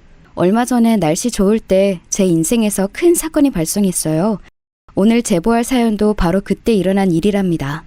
한동안 그 사건의 후유증이 컸는데 지금은 괜찮아졌어요. 그래서 용기 내어 제보하려고 합니다. 저는 무려 4남매의 막내로 태어났고 언니 오빠들의 사랑을 많이 받고 자랐어요. 다만 한 가지, 친구들과 다른 점이 있다면 저는 엄마가 없었습니다. 듣기로는 저를 낳으면서 엄마가 돌아가셨다고 해요. 그래서 저는 엄마를 사진으로만 보고 자랐습니다. 큰언니가 저와 19살 차이가 나는 늦둥이라 언니가 저를 엄마처럼 키워주셨죠. 아빠는 그래서 엄마 없이 우리 4남매를 키우느라 고생을 매우 많이 하셨어요. 정말 말 그대로 안 해본 일이 없으셨죠. 제가 본 아빠는 시장에서 과일 배달도 하고 슈퍼도 하고 화물트럭도 운전하셨어요. 택배도 하고 경비일도 하셔서 동네에 모르는 분이 없으셨죠. 워낙 책임감이 크고 성격이 좋아 주민들하고 원만한 관계를 지냈습니다. 또 아빠는 굉장히 가정적인 분이셨어요. 아빠 왔다. 우리 강아지들 잘 있었어? 밥은 먹었어? 우리 막내 이리 와. 아빠가 과자 사왔어. 아빠 보고 싶었어. 언니들이랑 오빠랑 놀이터도 다녀오고 밥도 먹고 아이스크림도 먹었어. 아빠 오는 것만 기다리고 있었어. 자, 서영아. 아빠 오셨으니까 이제 자자. 내일 학교 가야지. 아빠가 힘들게 일하고 오면 저는 늘 늦게까지 잠도 안 자고 아빠를 기다렸어요. 이렇게 우리 가족은 넉넉하지는 않아도 매우 화목했어요. 제가 많이 늦둥이라 언니 오빠들이 많이 챙겨주었죠. 김서영, 너 엄마 없다며? 나는 엄마 있는데 너는 없지? 엄마 없대요. 없대요. 야, 너 뭐야? 뭔데 우리 서영이 놀려? 다시 한 번만 놀려봐. 그땐 가만히 안 있어. 알겠어? 네, 죄송합니다. 서영아, 미안. 다시는 엄마 없다고 안 놀릴게. 엄마가 없다고 친구들이 놀려도 저는 오빠가 알아서 막아주어 좋았어요. 그리고 큰언니가 결혼하며 우리 가족의 인생이 완전히 바뀌는 계기가 일어났어요. 언니의 결혼 자체는 문제가 되지 않았습니다. 큰형부는 원래 소꿉친구였고 집안끼리도 서로 아는 사이였거든요. 심지어 사돈 되시는 미정 아주머니는 어린 제가 안쓰럽다고 종종 집으로 불러 밥까지 먹이던 분이셨어요. 둘이 결혼한다고 했을 때 양가 반대는 전혀 없었습니다. 동네에서도 마치 마을 잔치처럼 결혼식을 기대했었죠. 문제가 되는 점은 바로 언니와 형부의 신혼집이 사기를 당했다는 점이에요. 동네에 있던 철물점을 하던 김씨 아저씨가 본인이 살던 집을 처분하고 다른 지역으로 가겠다고 해서 그 집을 언니와 형부가 사서 신혼집으로 쓸 예정이었습니다. 그런데 알고 봤더니 김씨 아저씨는 무려 3가족에게 집을 팔았던 거였어요. 아니, 이게 말이 돼? 우리 당장 어떡해. 심지어 김씨 아저씨는 다른 지역으로도 도망가서 아예 찾을 수도 없어. 동네 사람이라 믿었던 우리가 잘못이지. 진짜 이걸 어떡하나. 피해자가 우리 말고 더 있잖아. 너무 괘씸해서 잠을 잘 수가 없어. 김씨 아저씨는 큰언니의 부부 말고도 다른 사람에게 사기를 쳤는데 그 사람들은 외지인이라 아예 연고도 없는 사람에게 사기를 당했었어요. 그리고 이 사건이 커져서 동네가 뒤집혔는데 동네 사람들의 말을 들어봤더니 가관이었습니다. 김씨? 그 철물점? 나는 그 사람한테 돈 빌려줬다가 되돌려봤는데 10년 걸렸어. 내가 그래서 뭐 필요해도 철물점 절대 안 갔잖아. 사람이 순해 보여도 속은 구렁이가 몇 개가 있는지 몰라. 그 사람 관상만 봐도 이상해. 어딘가 음침해 보이고. 나도 그래서 말도 안 섞었어. 사람 좋은 척은 다 하는데 실상 보면 돈을 오히려 떼먹고 다니더라. 어떡하나. 집을 사기당하다니. 이걸 어째. 결국 이 사건을 가만히 당하고 있을 수만은 없으니 우리 가족과 형부네 가족들 그리고 피해자들이 힘을 합쳐 경찰서에 가게 되었습니다. 다들 화가 난 채로 경찰서에 갔는데 나올 때는 더 화가 나서 나오게 되었어요. 왜냐하면 경찰이 도와주질 않았거든요. 아이고 선생님들 저도 이해해요. 네? 이해 못하는 게 아니에요. 그런데 우리가 현실적으로 잡을 수 있는 방법이 없다니까? 왜 없어요? 이 사람이 우리 말고도 온 동네 사람들 등쳐먹었는데 아니 잡을 수가 없으면 어떡하나. 우린 억울해서 어떡해. 물론 사정은 딱한데 선생님 저번 주에 저기 야산에 시체 발견된 거 아시죠? 우리 지금 그것 때문에 골치 아파서 안 돼요. 저것만 해결하면 선생님들 사건 해결해 줄게. 알겠죠? 그러니까 일단 돌아가세요. 민중의 지팡이라며 이렇게 우리 사건은 조사도 안 하는 게 말이 되는 건가? 아니 안 하는 게 아니고 선생님 조금만 기다려 달라는 거잖아요. 왜 이러셔? 결국 아무것도 못 얻고 경찰서를 나오게 되었습니다. 그리고 가족들은 정말로 저 살인사건의 조사가 끝날 때까지 가만히 기다렸어요. 그런데 막상 살인사건은 끝날 기미가 보이지도 않았고 이러고 있다간 영영 김씨 아저씨를 놓치게 될 판이었습니다. 우리 아기 어떡해. 너무 불쌍해. 못난 엄마 만나서 이렇게 빛도 못 보고 하늘로 갔어. 나랑 남편이 열심히 고등학교만 졸업하고 모은 돈이 한순간에 갈 곳도 없어서 이렇게 친정하고 시댁을 번갈아 가면서 다녀야 해. 진짜 너무 눈앞이 깜깜하다. 속상해. 당신 잘못이 아니야. 여보, 정신 차려. 아이고, 괜찮니? 딸, 어떻게, 서영아, 빨리 오빠 불러라. 큰언니는 사기당했다는 충격에 날이 갈수록 몸이 약해졌어요. 임신도 했었는데 심신미약으로 유산까지 하게 되었죠. 그 뒤로도 계속 쓰러지는 날이 많았습니다. 우리 가족의 엄마 같은 큰언니가 저렇게 힘들어하니 저도 갈수록 속상했어요. 결국 아빠는 결단을 내리셨습니다. 경찰에 우리를 도와주지 않으니 우리 가족은 내가 지켜야겠어. 도망간 김씨? 내가 잡는다. 내가 어떻게든 잡아서 그 새끼한테 떼인 돈이라도 받아야겠어. 이렇게 살다간 억울해서 제명에 못 살아. 아빠는 가만히 있으면 아무도 우리를 도와주지 않는다는 것을 깨달았어요. 워낙 동네에서 많은 일을 하며 인맥이 넓었던 아빠는 그 인맥을 활용하기 시작했습니다. 우리 동네뿐만이 아니고 옆 동네 그리고 그 옆 동네까지 아빠는 직접 발로 뛰어서 김씨 아저씨의 행방을 찾았어요. 어르신, 그때 혹시 가게 문 여셨어요? 아니, 일요일. 그래요. 이 사람 봤어요? 키는 나보다 작고 덩치도 작아요. 그 철물점 하던. 그래, 그 사람이요. 사장님 가게에서 국밥을 먹고 갔어요? 정확한 시간 혹시 기억나세요? 아침? 대략 그럼 첫 차보다 빨리 먹고 갔어요? 네네, 이 사람이요. 기억나세요? 아마 짐이 많았을 거예요. 그러시구나. 네, 감사합니다. 아빠는 정말 하루도 쉬지 않고 돌아다니셨어요. 물론 성과만 있던 것은 아니고 허탕도 여럿치고 속상한 날도 많았습니다. 하지만 아빠는 절대 포기하지 않고 끝까지 추적했어요. 그리고 마침내 놀랍게도 김씨 아저씨를 찾게 되었습니다. 등잔 밑이 어둡다고 하죠? 김씨 아저씨는 바로 옆 동네의 여관에서 몸을 숨기고 있었어요.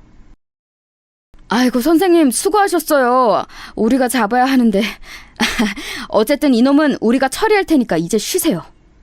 아, 웬일이야. 경찰이 해야 할 일을 대신했어. 세상에. 흥신소라도 해야 하는 거 아니야? 원래도 재주가 많았는데 이렇게 돈 떼먹은 사기꾼까지 잡아주네. 사돈 고마워요. 우리는 충격에 아무것도 못했는데 우리 애들 이제 마음 놓고 결혼 생활할 수 있겠어요. 아빠는 진짜 내 인생의 슈퍼맨이에요. 액땜했다고 생각하고 남편이랑 평생 행복하게 살게요. 아빠가 직접 김씨 아저씨를 잡아 경찰에게 넘기니 아빠는 동네 유명 인사가 되었습니다. 큰언니와 형부도 일이 해결되고 바로 조카를 다시 가졌어요. 장인어른, 저보고 친구들이 부럽다고 하더라고요. 탐정을 장인어른으로 두었다고 앞으로 세상 살면서 억울한 일은 없을 거라고 하던데 이번 기회에 흥신소 차리시는 거 어떠세요? 에이, 아니야. 무슨 소리야. 나는 그냥 너희가 억울해서 유산하고 살도 너무 많이 빠지니까 그게 안쓰러워서 그랬지. 아니야. 무슨 흥신소야. 여러분, 그런데 말이에요. 장난식으로 동네 주민들과 가족들이 했던 말은 얼마 지나지 않아 현실로 일어났습니다. 워낙 좁은 동네라 아빠가 직접 발로 뛰어 사기꾼을 잡았다는 소식이 들리자 몰래 우리 아빠에게 찾아와서 의뢰하는 사람이 늘어났어요. 애 아빠가 바람을 피우는 것 같아요. 어떡해요? 아저씨, 제발요. 저 지영이랑 친구잖아요. 딸이라고 생각하시고 한 번만 도와주세요. 저 이렇게 억울해서 못 살아요. 밤에 잠도 못 자고. 우리 아기는 어떡해요? 아니, 누가 자꾸 우리 가게 앞에 있는 화분을 가져가더라? 심지어 우리 아들이 쓰는 자전거까지 가져갔어. 경찰에 말했더니 좀도둑이라고 도와줄 생각도 안 해. 사장님이 우리 좀 도와줘, 응? 살해는 두둑하게 할게. 사장님, 우리도 사기꾼 좀 잡아줘요. 평생 농사로 힘들게 모은 돈이 다 물거품이 됐어. 우리 어머니 쓰러지고 난리 나서 어떡해. 주민들은 경찰이 제대로 일하지 않는다며 우리 아빠를 계속 찾아왔어요. 아빠가 워낙 정도 많고 동네에서 일하며 인맥이 넓어 그런 사람들을 지나치지 않았습니다. 그렇게 하나둘 돕다 보니 자연스럽게 정말 흥신소 일을 시작하게 되었어요. 그 과정에서 혼자서 하는 것은 한계가 있으니 형부와 큰언니도 도왔죠. 그러면서 본격적으로 흥신소 사무실도 차리게 되었습니다. 웬일이야. 우리 아빠 이제 진짜 사장님이야? 평생 고생하더니 잘 됐다. 아빠, 몸으로 뛰는 건 내가 할 테니까 아빠는 장군처럼 지휘만 해요. 우리 자식들이 날 이렇게 응원해주니까 내가 더 힘이 나서 일할 수 있겠다. 너희는 걱정하지 말고 공부나 열심히 해. 지극히 평범했던, 아니 오히려 조금 가난했던 우리 가족은 그렇게 제가 고등학생 때는 동네에서 알아주는 집이 되었어요. 동네에서 유명해지자 옆 동네에서도 우리 아빠에게 의뢰하기 시작했습니다. 심지어 경찰 아저씨들과 유대감도 있어서 서로 상부상조로 일했어요. 그러면서 아빠는 제가 고등학생 때는 우리 담임 선생님의 일도 해결해 주셨습니다. 서영아, 아버님한테 너무 감사하다고 전해드려. 알겠지? 선생님이 얼마나 놀랐는지 몰라. 서영이 아버님 아니었으면 된통 당할 뻔했어. 우리 서영이 오늘은 청소하지 말고 집에 가. 괜찮아. 저는 이런 아빠 덕분에 학교도 매우 편하게 다녔고 동네에서 어느 가게를 가도 저를 알아봤어요. 주민들이 호의적으로 대해주니 좋았습니다. 그렇게 저는 고등학교를 졸업하고 서울로 대학을 가게 되었어요. 언니들과 오빠는 아빠의 흥신소 일을 돕느라 고향에 남고 저만 혼자 서울로 갔습니다. 유감스럽게도 저만 공부를 잘했기 때문에 대학에 입학한 것도 저 혼자였어요. 우리 막내 너무 자랑스러워. 우리 집안에도 이렇게 머리 좋은 인재가 있다니 너무 축하해. 언니가 엄마처럼 챙겨줘서 그렇지. 나는 우리 가족들에게 사랑만 받았잖아. 너무 걱정하지 말고 나도 성인이니까 이제 내 걱정은 그만해도 돼. 우리 막내 다 컸다. 혹시라도 괴롭히는 사람 있으면 언제든지 말해. 알겠지? 우리가 무슨 일이 있어도 우리 막내 괴롭히며 지구 끝까지 찾아갈게. 아휴, 아무도 안 괴롭혀. 나는 진짜 걱정하지 말고 흥신소 일이나 잘해. 그렇게 혼자 서울로 오게 된 저는 딱히 고생하지는 않았어요. 가족들이 하는 흥신소가 워낙 커서 돈을 많이 벌었거든요. 갈수록 의뢰인이 많아지며 사무실 확장 이전만 2번을 했습니다. 또 가족끼리 일하니까 더 자기 일처럼 매달려서 어떻게든 억울한 일들을 해결해줬어요. 일을 해결하며 아는 사람이 많아져서 이득을 보기도 했죠. 그래서 저는 서울에 와서 따로 아르바이트도 하지 않았어요. 아빠가 자취방도 구해주고 용돈도 두둑하게 주셨거든요. 우리 막내 엄마 없이 크느라 고생했다. 혹시라도 용돈 부족하면 언제든지 말해. 아빠가 항상 뒤에 있다는 거 잊지 마. 알겠어? 아빠, 나 지금도 또래에 비해 용돈 많이 받고 있어. 그리고 엄마 없이 자란 거 하나도 슬프지 않아. 물론 엄마의 존재가 궁금하긴 해도 언니들, 오빠랑 아빠가 얼마나 나를 많이 챙겨줬어? 나는 괜찮으니까 그런 소리 하지 마.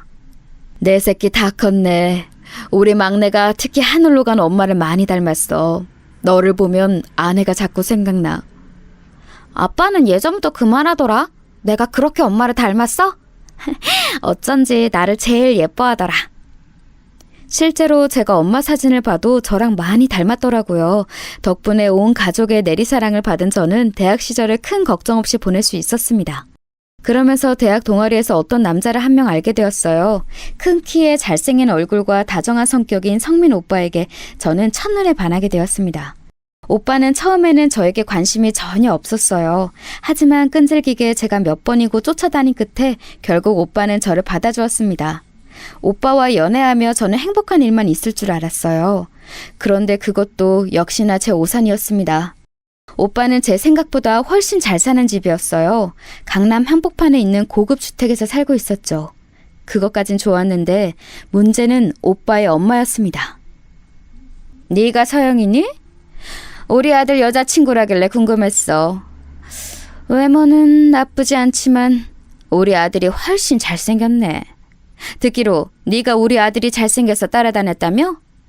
성민이가 어렸을 때부터 인기가 많았거든. 워낙 잘났잖니? 아, 네, 제가 오빠가 잘생기고 다정해서 먼저 좋아했어요. 그래, 너도 하고 다니는 거 들어보면 그렇게 못 사는 집은 아닌 것 같던데. 만약 우리 성민이랑 결혼하려면 섭섭하지 않게 준비해야 할 거야. 성민 오빠의 어머님은 아직 대학도 졸업하지 않은 저를 집으로 부르셨어요. 그것도 한 번으로 끝나는 게 아니고 여러 번 저를 부르셨습니다. 처음에는 오빠의 어머니가 저를 보고 싶어 한다는 말에 기뻤는데 점점 저도 피곤해지기 시작했어요. 어머님이 주말에 또 집에 오라고 하시던데 이렇게 거의 매주 오빠네 집에 갈 줄은 몰랐어. 우리 엄마 나쁜 사람 아니야. 그냥 서영이 네가 워낙 마음에 들으셨으니 그러는 거야. 서영이 가족들 다 지방에 있으니까 외롭잖아? 어차피 결혼하면 가족이 될 거니까 미리 점수 따는 거라고 생각해. 그래? 알겠어. 아, 우리 아빠도 오빠 보고 싶어 하던데 언제 우리 고향 내려가자. 그래, 시간 되면 같이 내려가자. 일단 이번 주말은 오빠네 집에 가는 거야. 알겠지? 그렇게 저는 결혼 얘기가 본격적으로 나오기도 전에 오빠네 집을 10번도 넘게 가게 되었습니다. 마냥 편한 것은 아니었으나 성민 오빠를 향한 제 마음이 워낙 커서 그때는 그냥 넘기게 되더라고요. 오빠의 얼굴만 봐도 좋았거든요. 그렇게 저는 대학교 내내 사귄 사람이 성민 오빠 한 명이었습니다. 가족들이 워낙 저를 예뻐해서 종종 서울로 왔는데 우리 가족도 오빠를 보고 싶어 했어요. 아, 그래? 근데 내가 요즘 워낙 바빠서 다음에 오시면 볼게. 어쩔 수 없다. 그래? 저녁도 같이 못 먹어? 아빠랑 오빠가 올라오는데 내 남자친구라고 하니까 궁금해하더라. 내가 요즘 고민이 많잖아. 서영이는 오빠 이해하지? 알겠어. 내가 그럼 아빠랑 오빠한테 말할게. 걱정하지 마. 제가 오빠네 집에 자주 가는 것과 달리 오빠는 우리 가족의 얼굴을 많이 보지 않았어요. 워낙 낯을 많이 가리나 보다 생각했죠. 그렇게 저는 대학을 졸업했고 학교 주변에 있던 중견기업에 취직도 하게 되었습니다. 우리 막내 자랑스럽다. 무려 서울에 있는 대학을 나와서 취직까지 하다니. 언니는 네가 너무 자랑스러워. 동네에도 자랑을 얼마나 많이 했는지 몰라. 그래서 지금 만나는 사람하고 결혼할 거야? 아마 큰 변수가 없는 한 결혼하지 않을까? 사람은 참 괜찮아. 형제가 2명이나 있는데 이미 결혼했더라고. 성민 오빠는 위아래로 형과 남동생이 있는 삼형제의 둘째였어요. 특이한 점이 있다면 성민 오빠의 동생이 이미 결혼한 상태였다는 거였습니다. 듣기로 사고 쳐서 결혼했다고 하더라고요. 그래서 마지막 남은 성민 오빠의 결혼에 어머님이 신경을 많이 쓰고 있었죠. 이번에 우리 큰조카 생일이거든. 서영이도 올 거지? 엄마가 벌써 기대하고 있더라. 저는 결혼 얘기가 본격적으로 나오기도 전에 오빠네 집안 행사에 많이 참여했어요. 학생 때는 시간이 많아 참석해도 괜찮았는데 문제는 제가 직장인이 된 이후였습니다. 오빠, 나 주말에는 조금 쉬고 싶어. 이번 행사는 난 빠질게. 뭐? 그러면 엄마가 섭섭해하실 텐데. 빨리 다녀와서 집에서 쉬는 건 어때? 주말에 집에서 온전하게 쉬고 싶어. 가면 또 어머님 옆에 붙어 있어야 하고. 우리 엄마가 지금 부담스럽다는 거야? 서영아, 실망이다. 나는 네가 그렇게 생각할 줄 몰랐어. 아니, 그게 아니고. 알겠어. 그럼 빨리 다녀오는 걸로 하자. 성민 오빠는 다른 점은 다 괜찮고 완벽했는데 딱 하나 문제가 있다면 바로 마마보이였어요. 다른 때는 항상 저를 먼저 생각하던 사람이 어머님이 엮이면 제가 뒷전이 되었죠.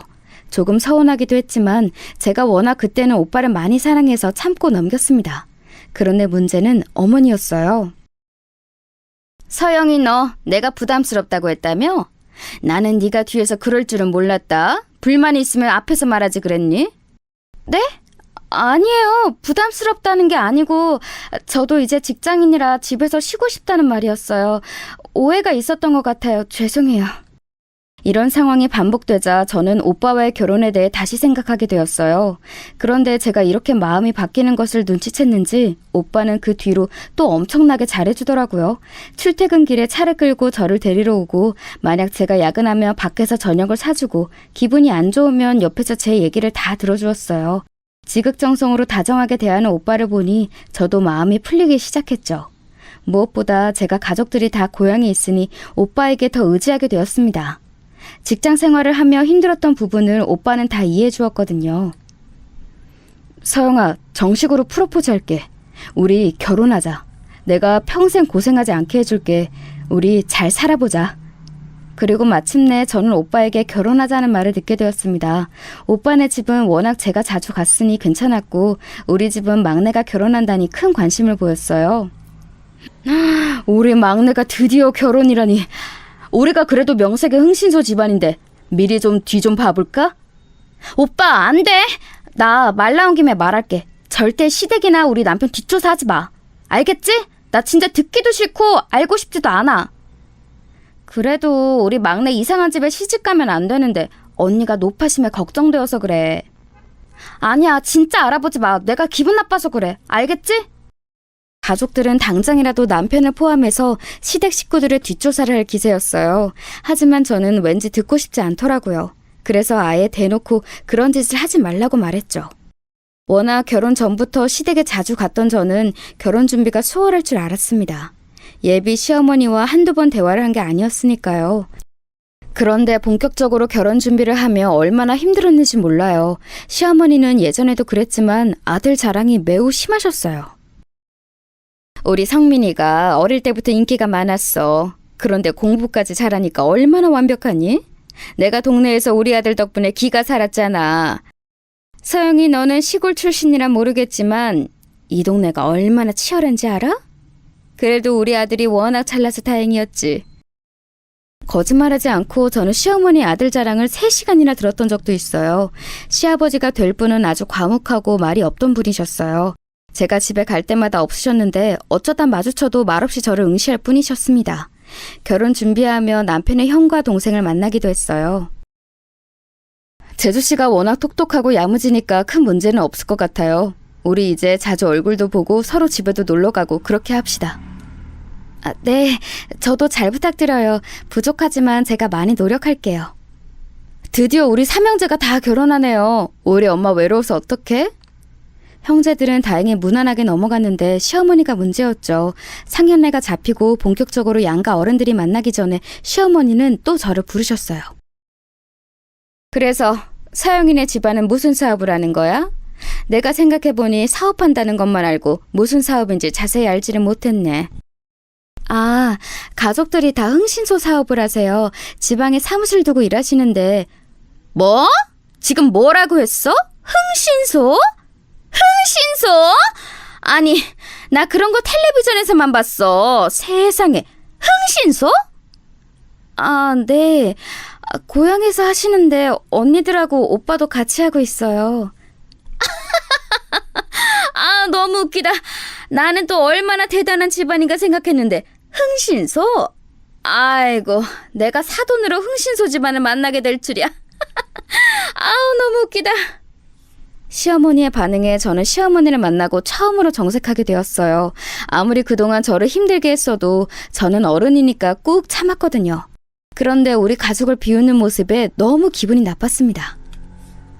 어머님, 지금 우리 가족 사업하는 거 비웃는 거예요? 다들 열심히 일하고 계세요. 그리고 억울한 사람들 사건도 해결해주고 자부심 가지고 일하는 거예요. 너무 웃겨서 그래. 요즘 세상에도 흥신소로 빌어먹는 사람이 있니? 너무 웃기다. 그걸 이용하는 사람이 있다는 거잖아. 제가 아무 말을 하지 않고 쳐다보자 시어머니는 오히려 그런 제가 예민하다고 느끼셨나 봐요. 얘는? 그렇다고 너는 시어머니 될 사람을 그렇게 쳐다보면 어떡하니? 어른 앞에서 그래도 되는 거야? 가족을 욕하는데 어떻게 가만히 있어요? 저 오늘은 이만 일어날게요. 저는 뒤도 돌아보지 않고 시댁을 나왔어요. 그리고 성민 오빠에게 있었던 일을 얘기했습니다. 갑자기 서러움이 올라오며 엉엉 울며 말했죠. 성민 오빠는 본인이 대신 미안하다며 사과했어요. 서영아, 내가 엄마한테 그러지 말라고 하고 다짐까지 받았어. 엄마가 너랑 다시 얘기하고 싶으시대. 혹시 너만 괜찮으면 엄마랑 대화하는 거 어때? 우리 상견례도 곧 있잖아. 저 때까지만 해도 저는 시어머니가 사과할 줄 알았어요. 어차피 성민 오빠의 말대로 곧 상견례도 있었고 우리 가족도 제 결혼에 대해 기대하고 있던 터라 사과를 받고 결혼할 예정이었죠. 또 제가 워낙 오빠를 좋아했으니 사과를 받고 넘어갈 예정이었습니다. 그래서 혼자 시댁에 또 방문하게 되었어요. 그런데 제가 생각한 반응이 나오지 않았습니다. 너는 도대체 우리 성민이를 어떻게 꼬셨니? 애가 아주 노발대발하며 따지는데 그런 모습 처음 봤어. 어떻게 구워 삶았길래 우리 아들이 그렇게 넘어가? 어머니, 사과하시려고 저 부르신 거 아니세요? 저는 그런 줄 알고 왔는데요. 사과? 지금 사과라고 했어? 아니, 내가 없던 일 지어냈니? 그냥 흥신소 사업이 웃겨서 웃었던 건 맞는데 그게 지금 며느리 될 사람의 시어머니한테 할 소리야? 너 진짜 그렇게 안 봤는데 무서운 애구나? 저는 어머님 사과 들으면 이번 일은 없던 일로 하고 넘기려고 했어요. 곧 상견례도 있으니까요. 그런데 오히려 저한테 성민 오빠를 어떻게 꼬셨냐고 하시면 제가 뭐라고 해야 하나요? 얘는 진짜... 너는 그렇게 시어머니 이기고 싶니? 안 봐도 뻔하다. 결혼하면 더 심해지겠지. 엄마 없이 컸다더니 이런 모습에서 그런 게 보이는 거야? 지금 뭐라고 하셨어요? 엄마 없이 컸다는 말이 여기서 왜 나오는 거죠? 저는 그 순간 참을 수가 없었어요. 엄마가 없다는 것은 분명히 좋은 일은 아니었지만 제가 이런 소리를 들을 정도로 잘못한 건 아니잖아요. 그리고 가족들의 사랑도 아주 많이 받고 자랐고 부족함이라고는 모르고 자랐던 저예요. 금전적으로 그리고 정신적으로 뭐 하나 빠짐없이 자랐던 저에게 엄마가 없어서 그렇다는 말을 한 사람은 시어머니가 처음이었죠. 앉아있던 자리에서 일어나서 시어머니에게 소리치니 시어머니도 덩달아 뭐라 하기 시작했어요. 앉아! 어디서 지금 어른이 말하는데 버릇없이 일어나서 삿대질이야? 사과하세요. 제가 아무리 성민 오빠를 좋아해도 이런 취급 받으면서 결혼해야겠어요? 저 엄마 없이 컸어도 절대 사랑 못 받고 자라지 않았어요. 지금 네 이런 모습이 바로 엄마 없이 자란 모습이야. 예의라고는 눈에 보이지도 않아. 뭐라고요? 그럼 어머님은 얼마나 대단한 어머니가 있으시길래 이러세요? 제가 아무리 엄마가 없어도 어머니처럼 자라진 않았으니 다행이네요. 그 순간이었어요. 갑자기 눈앞에 별이 보이더라고요. 처음엔 무슨 일이 일어난 건지 이해하지 못했습니다. 그런데 몇 초 뒤에 깨달았어요.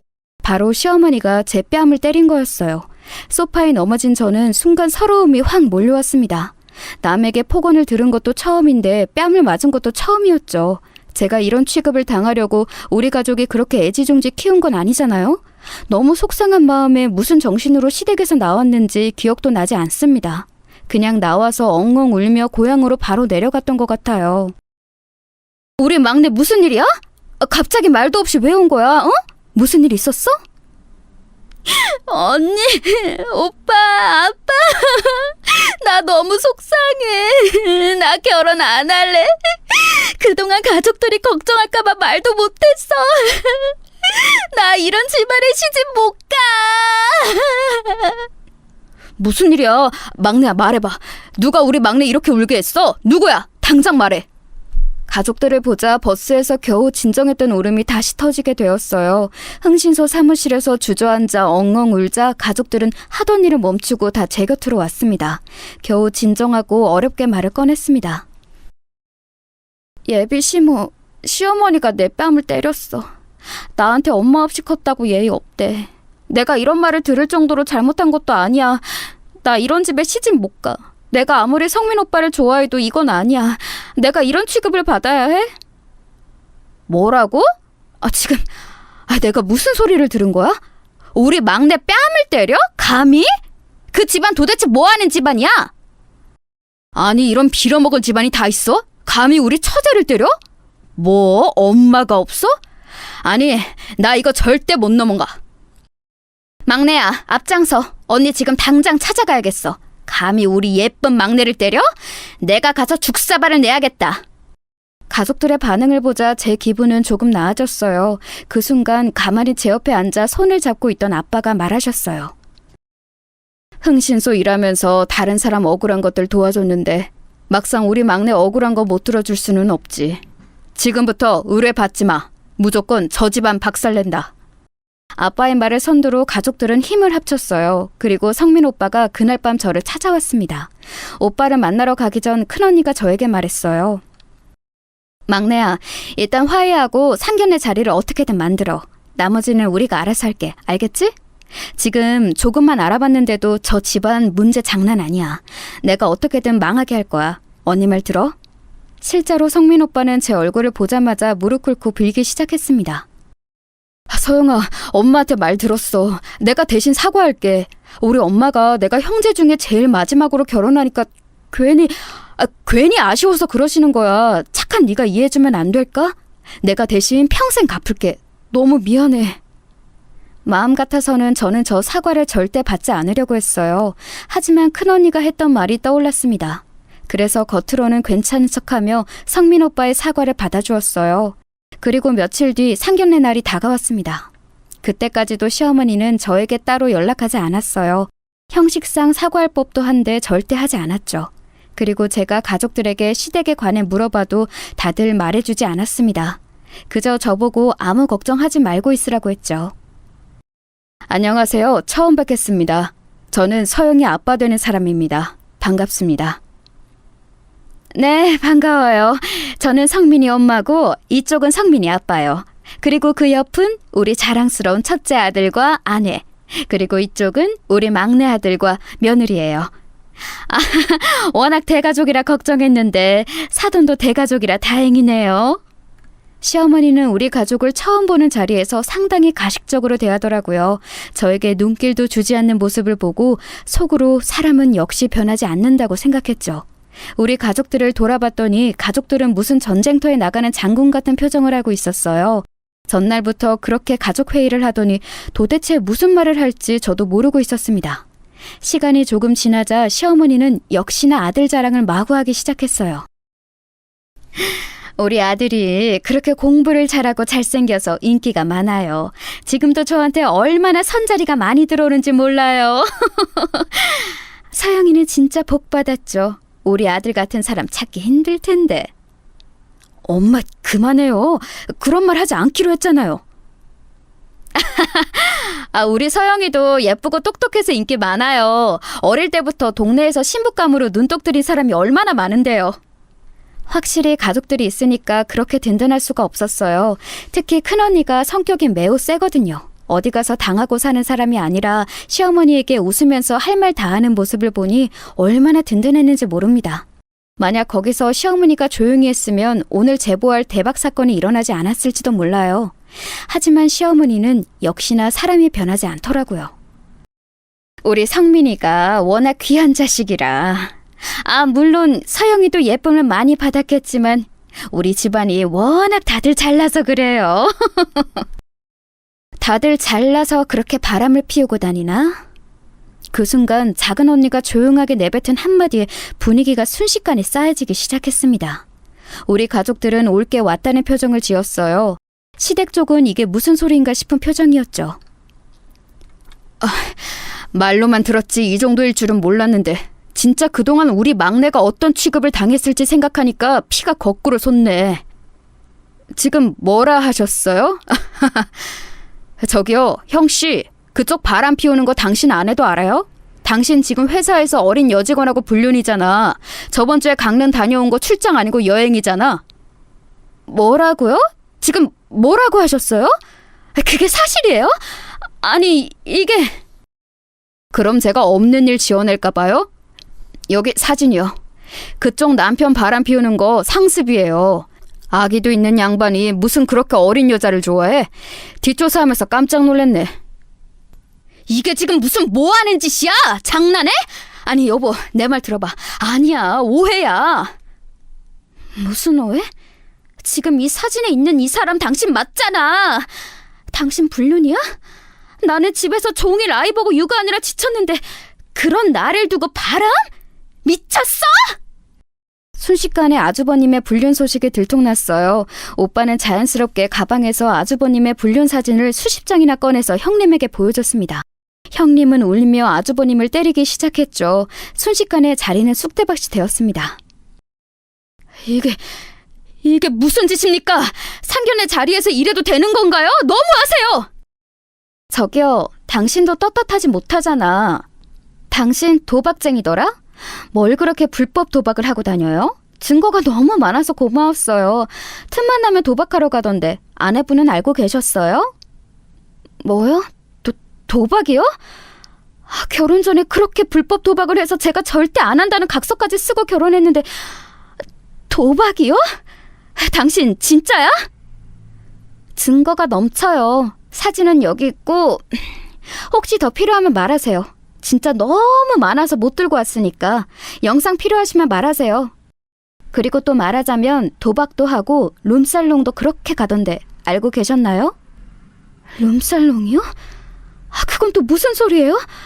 능력도 없는 사람 내가 친정 도움으로 결혼했더니 이게 지금 뭐 하는 짓이야? 당신 장난해? 그동안 우리 부모님 재산 이런 식으로 쓴 거야? 아주버님에 이어 서방님까지 뒷조사한 것을 다 까발렸어요. 시어머니는 아무 말도 못하고 얼굴이 하얗게 질린 채로 있더라고요. 그 순간 그렇게 조용하던 시아버지가 한마디 하셨어요. 결혼이 불만이었으며 파혼하면 되는 것을 이게 지금 뭐하는 짓입니까? 사돈 말 잘 꺼내셨어요. 사돈이야말로 뭐하는 짓입니까? 교수라는 양반이 그렇게 어린 학생들하고 한 명도 아니고 여러 명하고 자고 다니는 거 너무 더러워요. 조용히 뒤에서 제일 쓰레기 짓을 하고 다녔더라고요. 뭐라고요? 지금 그게 무슨 말씀이세요? 이 사람이 바람을 피웠다고요? 우리 소중한 막내 때린 거 갚아주려고 뒷조사하는데 내가 이거 보고 혀를 찼어요. 아줌마 당신이 왜 우리 딸한테 그렇게 집착한지 알겠어. 남편이 뒤에서 이런 쓰레기 짓을 하고 다니는 걸 본능적으로 안 거지. 안 그래요? 바람이라니 그게 무슨 말도 안 되는 소리야? 당신 진짜야? 말해봐, 진짜야? 그쪽 남편 불륜한 거 하루 이틀도 아니던데? 그러게 성격 좀 죽이고 살지 그랬어. 집에서 마누라가 그 모양이니까 남편이 밖에서 바람을 피우고 다니지. 안 그래? 증거 여기 있으니까 실컷 보세요. 이게 뭐야? 당신 어떻게 나한테 이럴 수가 있어? 미쳤어? 미쳤냐고! 가족들이 준비한 사진을 보니 진짜 가관이었어요. 교수로 재직하던 시아버지는 학생들과 동료 교수들까지 쉴 새 없이 바람을 피웠더라고요. 불륜 상대가 너무 많아 서류가 뭉치로 있을 정도였죠. 그렇게 상견례 자리는 시아버지와 아주버님 그리고 서방님까지 세 부부의 관계를 다 망치는 자리가 되었습니다. 아줌마, 상대를 잘못 골라도 한참 잘못 골랐어. 어디서 우리 막내를 때려? 우리가 우리 막내 얼마나 소중하게 키웠는지 알아? 내 동생한테 엄마 없다고 뭐라 하기 전에 당신 잘난 남편하고 아들들이나 챙겨. 자기 가족들이 저 모양이니까 우리 막내가 깨끗하길 바란 거야? 진짜 바람도 유전자라던데. 우리 막내 우리가 이 집안에 결혼 못 시켜. 엄마 없이 자란 우리는 제대로 컸는데 멀쩡히 엄마 있는 당신 가족은 왜 이래? 가족들이 나서서 제 편을 들어주자 얼마나 든든했는지 몰라요. 상견례 자리는 말 그대로 아수라장이 되었습니다. 서로 각자 따지고 때리고 난리가 아니었어요. 나중에는 식당 직원들이 말려도 말을 듣지 않아 경찰까지 부를 정도였습니다. 너무 통쾌해서 계속 입가에 웃음이 걸려 있었어요. 그렇게 고향에 내려와 심신을 안정시키는데 얼마 지나지 않아 성민 오빠에게 연락이 왔습니다. 마지막으로 인사하려고 서울로 다시 와서 오빠를 만났어요. 그래서 지금 우리 집안은 말 그대로 난장판이야. 부모님도 이혼한다 하시고 형은 이혼 당했고 동생도 지금 법원에서 싸우고 있어. 서영이 너한테는 내가 뭐라 할 말이 없다. 만약 어머님이 나한테 제대로 사과하거나 아니 애초에 때리지 않고 나를 무시하지 않았다면 이런 일은 일어나지 않았을 거야. 나도 오빠만 보면 좋았는데 결혼은 무리야. 그래, 네 마음 알아. 그동안 고마웠어. 우리 집은 완전히 콩가루가 됐어. 엄마는 큰 충격을 받아서 지금 정신병원에 입원하셨어. 성민 오빠에게는 딱히 악감정이 있지는 않아요. 그렇지만 오빠가 말해준 소식은 아주 통쾌했어요. 시어머니는 본인 가족이 완벽하다고 생각하는 사람인데 그 가족들이 알고 봤더니 문제가 아주 많았던 거죠. 정신병원에 갔다는 말을 듣고 아주 잠깐 측은한 마음이 들기는 했지만 오래가지 않았습니다. 남의 집 귀한 자식은 때리면서 본인 가족이 그 지경인 걸 참을 수가 없대? 진짜 웃기는 사람이네. 서영아, 죄책감 가지지 마. 너는 잘못한 거 없어. 맞아, 본인이 자초한 일이야. 그리고 언니가 이번에 좋은 선자리 알아봤거든? 여기 한번 나가봐. 우리가 뒷조사까지 다 끝냈어. 괜찮은 집안이더라. 가족들은 저에게 죄책감을 갖지 말라며 다독여 주었어요. 그리고 실제로 언니들은 그 뒤로 본인들이 알아본 선자리를 마련해 주었습니다. 그리고 저는 거기서 지금 남편을 만나게 되었어요. 아빠가 우리 막내딸 걱정에 몇 날 며칠을 뒷조사했는데 아주 깨끗해. 저런 집이면 마음 놓고 시집 보낼 수 있겠어. 아유, 진짜 아주 든든해서 미치겠어. 살면서 억울한 일 생기면 꼭 말해. 알겠지? 우리 막내 괴롭히면 우리가 지구 끝까지 가서 배로 갚아줄 거야.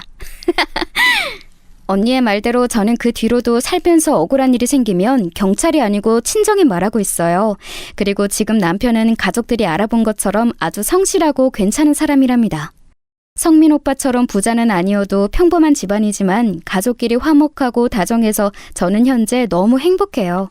성민 오빠와의 연락은 완전히 끊겼고 아주 우연히 형님과 동서에게 연락이 온 적은 있었어요. 결국 이혼했어요. 나는 시어머니가 미친 인간인 줄은 알고 있었는데 시댁 식구들이 다 이 모양인 줄은 몰랐죠. 아무튼 오히려 고마워요. 맞아요. 우리 친정에서도 영웅이라고 할 정도예요. 제가 저런 인간하고 평생 살 거라고 생각하니까 숨이 턱 막히는 거 있죠? 며느리들과는 그 상견례 이후로 더욱 친해졌어요. 미친 집안이라고 욕하니까 서로 공통점이 생겨서 얼마나 즐거운 대화를 했는지 모릅니다. 실제로 형님과 동서는 그 뒤로 개인적으로 우리 집안의 흥친소를 이용하기도 했어요. 형님이 말하길 시어머니는 여전히 정상적인 생활을 하지 못하고 있다고 하더라고요. 형님과 동서하고는 자주는 아니어도 종종 안부를 묻기도 하고 1년에 한 번은 만나고 있답니다. 다들 새 삶을 살고 있는데 하루라도 빨리 그 집안과 연을 끊어내길 잘했다고 하고 있죠. 이게 다 우리 가족들 덕분이니 저도 참 감사하게 생각하고 있답니다. 이런 가족이 있다니 얼마나 든든한지 몰라요. 여러분, 제가 준비한 사연은 여기까지입니다. 되돌아보니 다시 또 우리 가족이 대단하게 느껴지네요. 제 인생에서 가장 통쾌했던